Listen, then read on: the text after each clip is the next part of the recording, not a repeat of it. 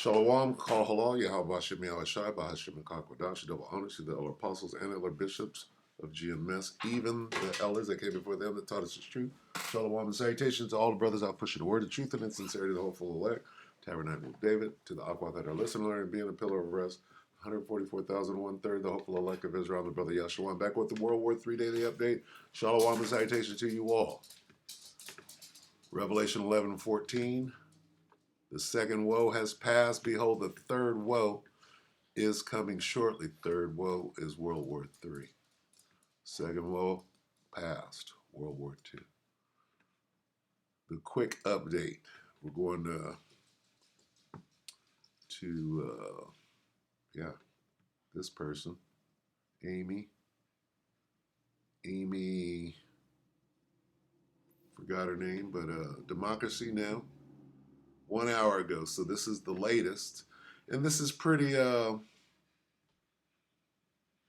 pretty even-handed on both sides. Not always, but yeah, it's pretty fair and balanced, if you will. So take it away, Amy.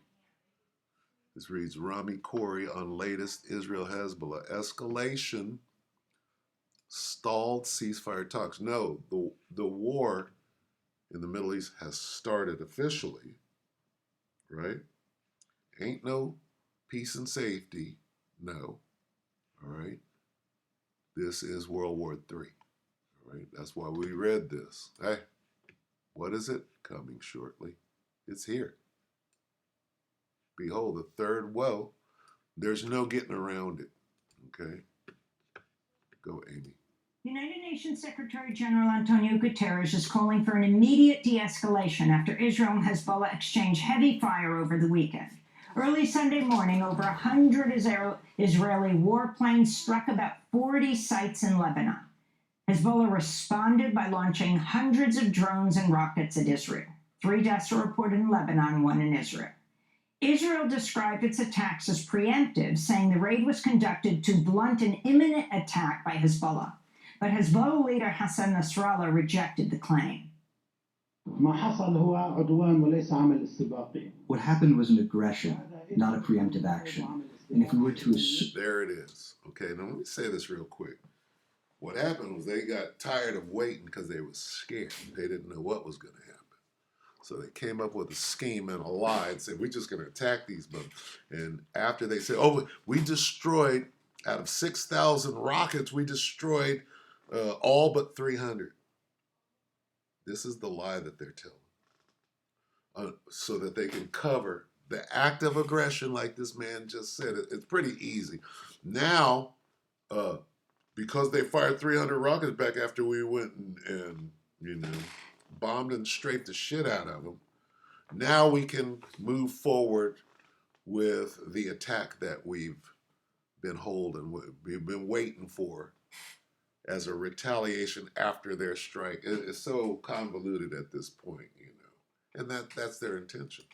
This was a preemptive action. It wasn't a preemptive action.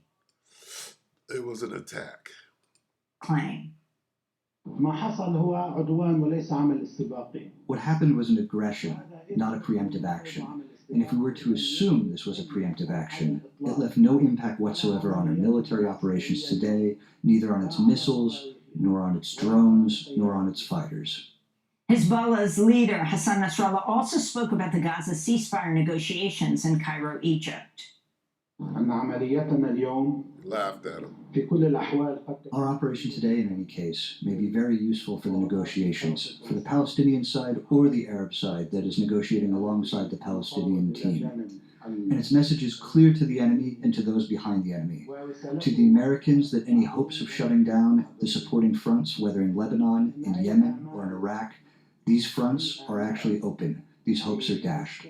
Meanwhile, the Israeli Prime Minister, Benjamin Netanyahu, said Israel's military campaign against Hezbollah will continue. Meaning what? Everybody's moving forward, right? What do we read right here? The third woe is coming shortly. There ain't no ceasefire. There ain't no turn. It's going to die down. It's going to quell. No.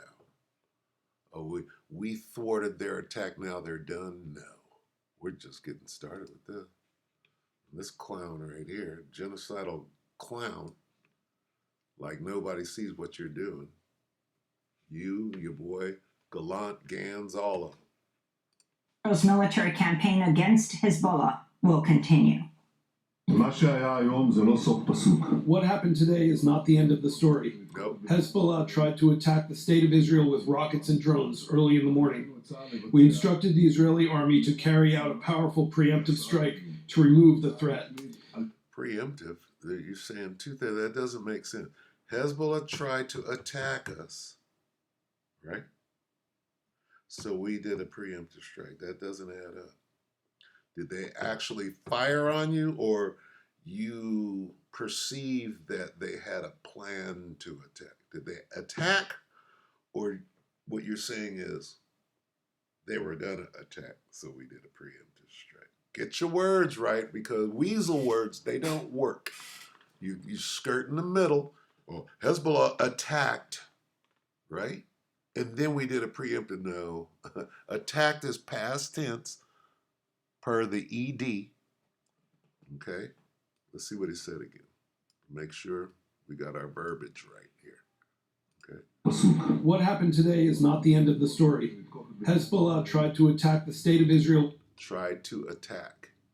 See how they put the word.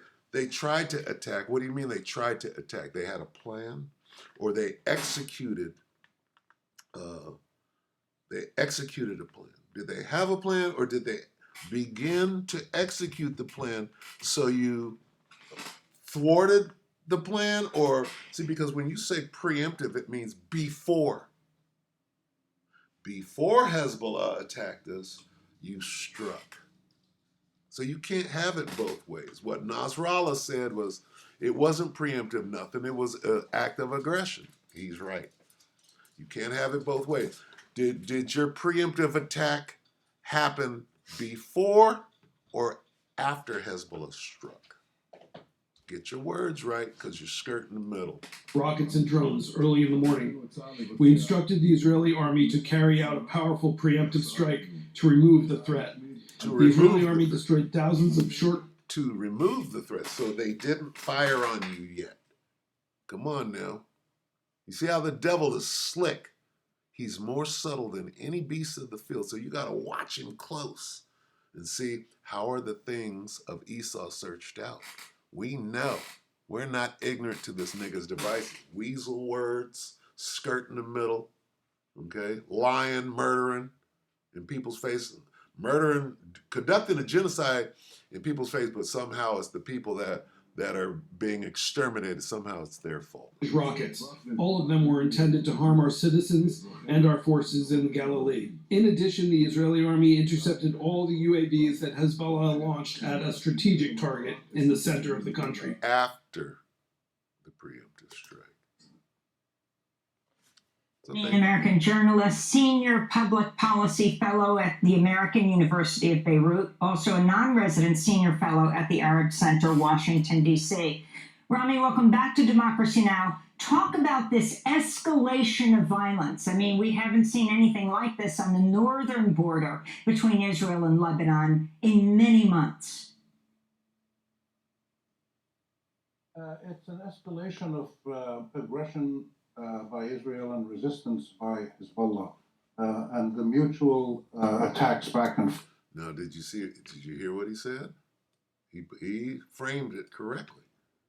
Okay, it's let's listen again. Escalation of aggression by Israel and escalation of aggression, just like Nasrallah said. Right, by the Israelis. And then what? They're defending themselves. Resistance by Hezbollah. What resistance? Let's listen to it At the American University of Beirut, also a non-resident senior fellow at the Arab Center, Washington, D.C. Rami, welcome back to Democracy Now! Talk about this escalation of violence. I mean, we haven't seen anything like this on the northern border between Israel and Lebanon in many months. It's an escalation of aggression by Israel and resistance by Hezbollah. There it is. And the mutual attacks back and forth have been going on for probably the last 16, 18 years since the 2006 war between them. And what he's saying is that bullshit October 7th lie. Oh, this is all about October. No, it's not. Come on, fuck that. This is significant for several reasons. First, it's a much higher level of attack in the number of fighter jets from the Israeli sides and sites attacked, and the number of rockets and drones sent by Hezbollah. Both sides are claiming things that we can't verify, so we just have to wait a couple of days more for the actual factual evidence to come. Now, here's what he just said. Okay. Well, this thing's been going on for the last 15 years, right? And it goes all the way back to 48. But we'll go by what he just said. Well, this goes back 15 years, and it's been slowly escalating. And right now, shit's spiraling. This is what he's saying. Shit's spiraling out of control. Now, when they first started, it was, a couple of bombs, a couple of rockets. Now is a full-blown war, right? And the name of that war is World War III. Okay, this is what he's saying. It's just growing.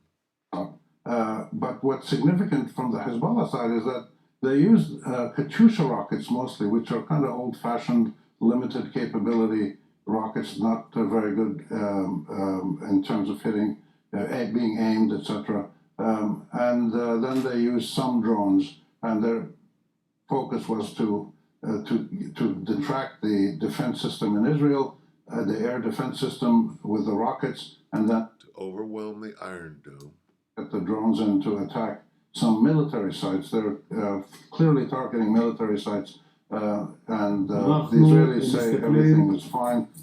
The Hezbollah says they hit some of their targets, but they're assessing the situation now. But the more sophisticated weapons that Hezbollah has, with much better guidance systems, much more accurate, and can evade the Israeli defense systems, haven't been used yet. So this is a sign from Hezbollah that they're going to attack to avenge the killing of their commander in Beirut about a month ago. And they are going to do it with increasingly sophisticated weapon system down the road. Their aim is to do psychological warfare as well as actual damage. They want the whole country to remain on edge. They want the army to be preoccupied in the north. They want the 70, 80,000 civilians who were evacuated from North Israel to remain evacuated and annoyed and angry. Disruption to businesses, to tourism, to all kinds of investments, and to keep the military guessing what's gonna come next. And to create a civil war in Israel. That's what's going on. They're in there fighting each other. Okay. And why is it like that right now? Because the Arabs, if you will, are waiting. They're playing a waiting game, right? They haven't struck. People are scared. They're tense. They're like this. We don't want to live like this. We're ready to get the. So what do? I'm talking about the Israelis. They go and attack the government. Say, what do you got us? What did you get us into here, right? And that's strategy. This is how you conduct World War III, right? Asymmetric warfare. Everything is just certainly not World War II with all these computers and drones. Okay, so things are different. Warfare is different, right? This is an escalation of a pattern that's been really the norm for many, many years, and both sides, remarkably, but expectedly, said earlier today that they have finished this phase, and therefore they're not going to continue large-scale attacks today or tomorrow. It seems that they've done what they did, and this is the pattern, that one side does something, the other side does something of equal magnitude. And it's going to go on until two things happen. The Israelis get out of Gaza, and the Palestinians can rebuild their lives there.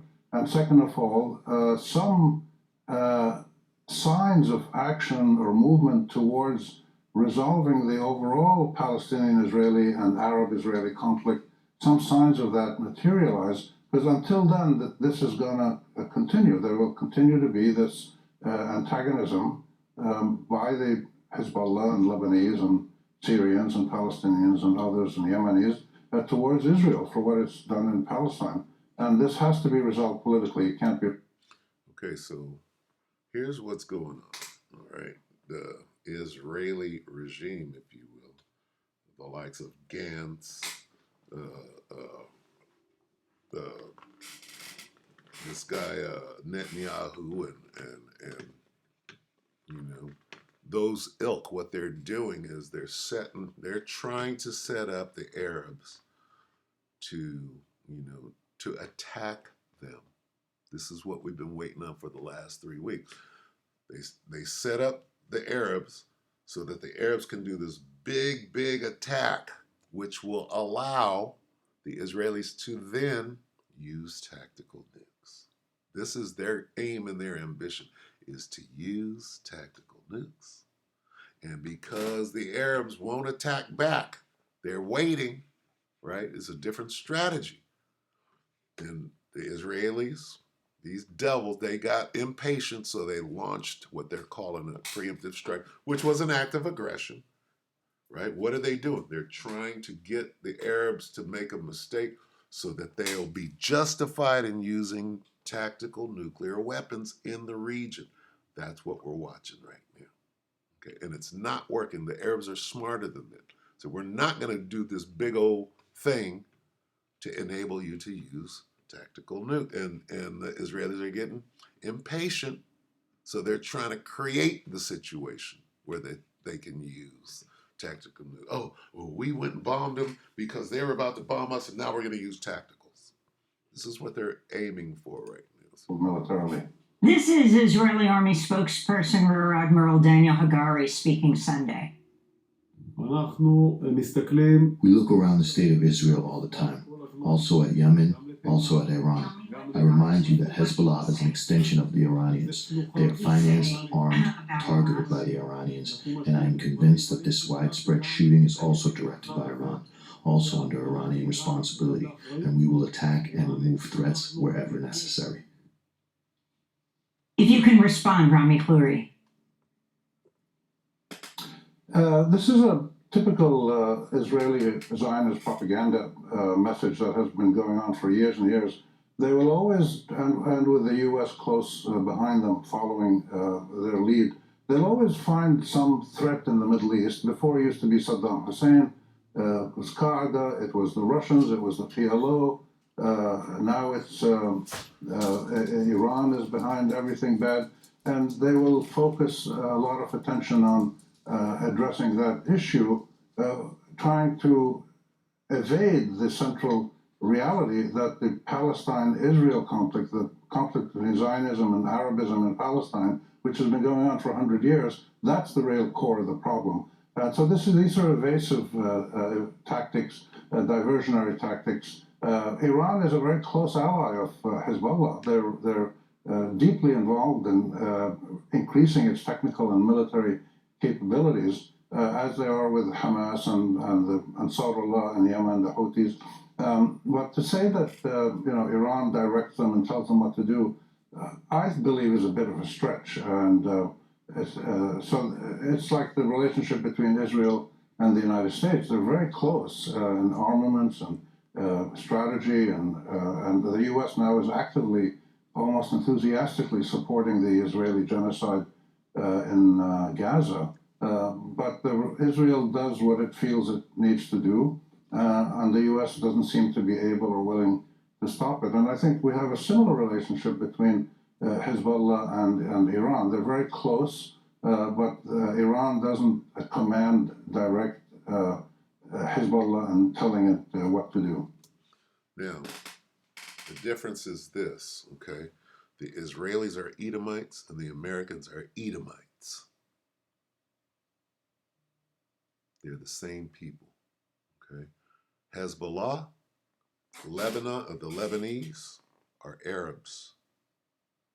The Persians or the Iranians are not Arabs. They're Elamites. They're different people. So the Arabs and the Elamites, they're not the same people. They're different nationalities. Okay. The Edomites in Israel and the Edomites in America are the same people.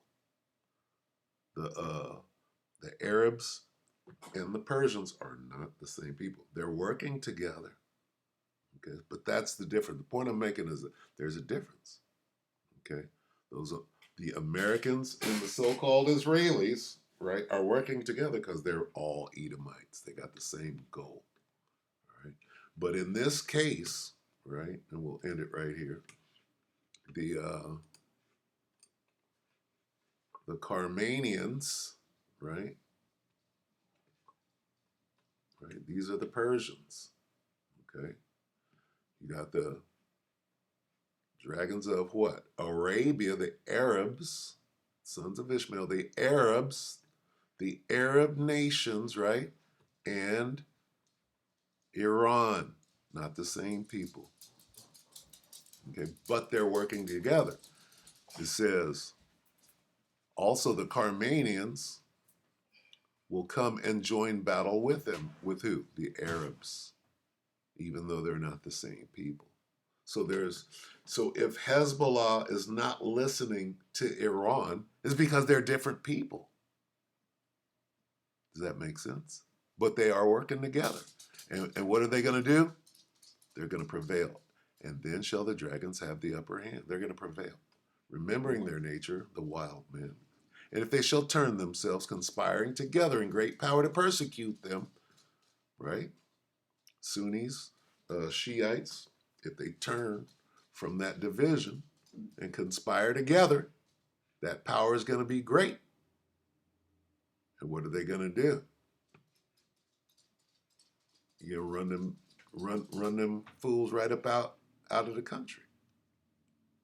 Then it says, then these shall be troubled and keep silence through their power and shall flee. What? You're going to run them the hell up out of there. Okay, and then it gets deeper. It goes into Babylon the Great and all of that. But initially, this is what we see. Okay. All right. The conflict is two people fighting over a piece of land that doesn't belong to either one of them. And the two fighting are masquerading as somebody that they're not. You're not Israelites. You're not the children of Israel. You're Edomites. And you're not the Palestinians. You're Ishmaelites. Okay, so you're both masquerading as somebody that you're not, fighting over land that doesn't belong to you. All right? And that's why, right, that the Most High is gathering you all together in an ambush that you don't know about. All right? Why? Because you're fighting over our land, right? You parted his land. As they divided up who divided the land? Well, you got the so-called Palestinians who are Arabs, right? Those are the sons of Ishmael. No, they're not Palestinian. They're not Philistines, okay? They'll tell you in one breath that they're Shemitic, and then in another breath they'll claim to be the sons of Ham. So you can't be both, all right? Who divided up the land? Whoever's over there fighting over it right now. Okay? The Most High said, I will gather the armies of the world into the valley of Yahushua, right? To judge them. It's an ambush. Why? For dividing up my land. Well, who did that?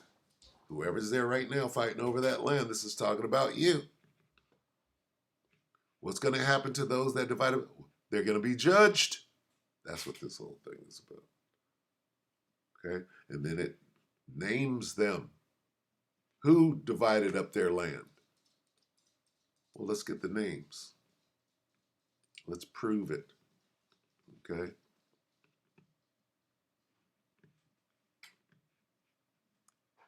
These Africans, right, these Africans grabbed us up. Right? See this word Palestine or Philistine? See that?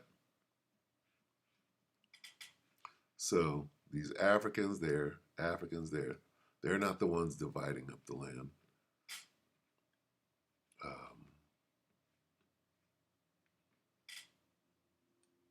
They're the ones. Who are the Sabians? Right? You ever heard of the transcontinental slave trade? Well, the Sabians, the Arabs, were part of that. Okay? Who else? Oh, Greece. Where's Greece? Sons and daughters. Oh, Greece. Where's Greece? Grecians. Who are the Grecians? Okay? So these are the people in Israel right now calling themselves Israelis. These Grecians are Edomites. These Sabians are Arabs. So who's over there fighting over the land right here? Parted my land. Who? Grecians and Sabians. Right? The Grecians worked together with the Africans, the Hamites, right? Right? To do what? To put us in slavery. Right? Let's look at this. They threw dice. Who's they? They threw dice to decide which of my people would be their slave. Oh, there's a key word. Slaves, my people. God's people, the children of Israel, are synonymous with being slaves. Guess what? They were slaves in ancient Egypt to the Egyptians, right? Who was the slaves to the ancient Egyptians? God's people, the children of Israel. Who are the slaves over here in America? God's people, the children of Israel. You Negroes, Latinos, Native Americans, and Seminole Indians. Okay, so stop faking. We know who is who. We know why. Okay? Here's the slavery right here in the Bible and the culprits who did it and what their judgment will be for what they did. That's what's going on in the Middle East. God is setting up, right, an ambush. I will gather the armies of the world into the valley of Joseph. There's the ambush right there. Into the Middle East. There I will judge. I'm going to launch an attack on. As soon as them fools come over here to fight World War III, guess what? The heavens are going to open up, and then them spaceships are going to come out and lay everybody flat. That's called an ambush. Kind of like this ambush right here. See, the Most High is the ultimate, he's a supreme warrior, not the ultimate warrior. He's the supreme warrior. This, right here, love this picture. It's an ambush. Okay, there's Moses. Here's the kill zone right here. Right, there's the kill zone. There's Yahushai. Right, how'd that water recede like that? This. Okay, what are we looking at? This is an ambush. Moses leads the children of Israel. The children of Israel are the bait. Moses moves the bait from one side of the trap to the other once they're cleared. And Pharaoh and his chariots come right here into the kill zone. Ambush. The Most High deals with ambush. I will gather the armies of the world into the why? Same thing. Pharaoh had an army. What happened? Ambush. This is the ambush. Why?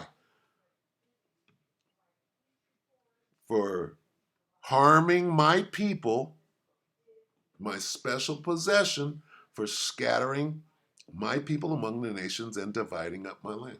What do you mean? Well, what do you mean harming my people?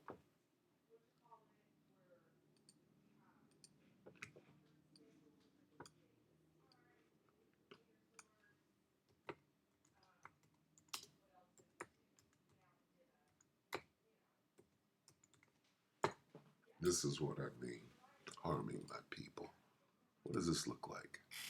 Look at the expression on this bitch's face. Okay. Let's have a look. For harming my people, right? Look at that.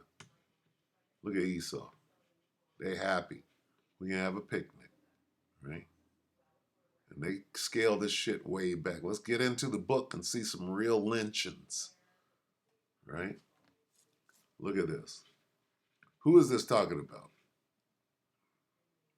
What is this symbolic of? Without sanctuary, lynching for time. What is this symbolic of, right? What happened to your beloved Jesus Christ, right? Let's see if we can get some imagery here.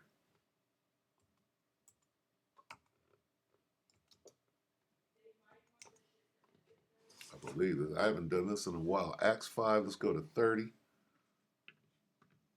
let's see what the Bible says. Acts 5 and 30.